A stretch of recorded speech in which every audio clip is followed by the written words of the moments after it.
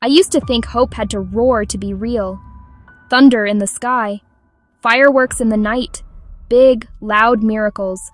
But hope, I learned, often whispers. It shows up in the still moments, when I'm down to nothing, and God is up to something. There was a morning I couldn't hold it together. Bills stacked like walls. A voicemail I didn't want to replay. The kind of news that makes the room shrink.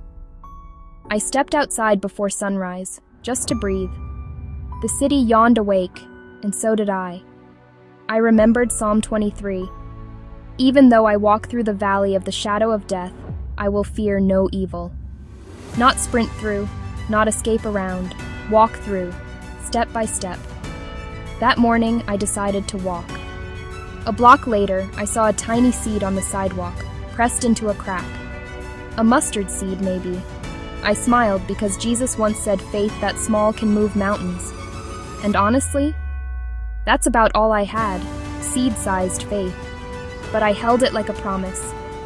At the hospital, the halls were cold, the coffee was colder, and the questions felt heavier than the air. I sat beside someone I loved and read Isaiah 40:31 under my breath. Those who hope in the Lord will renew their strength.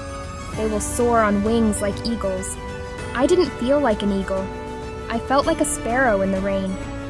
But God didn't ask me to feel. He asked me to trust. Later that week, a storm rolled in, the kind that erases the horizon. I remembered how Jesus stood up in a boat and said, "Peace, be still." The water listened, the wind obeyed, and it hit me. I'd been talking more to my storm than to my Savior. So I tried it. Peace, be still. I whispered over my thoughts, my fear, my future. The thunder didn't stop, but my heartbeat slowed. Sometimes the first miracle is inside. Days turned into doors I didn't expect. A friend reached out. A bill got extended. Strength returned in quiet ways. Not everything fixed at once, but enough light for the next step. Jeremiah 29:11 kept nudging me. I know the plans I have for you. Plans to give you hope and a future. Not random chaos. Plans. Here's what I know now. Hope isn't naive. Hope is brave. Hope is waking up when you don't want to and making the call anyway.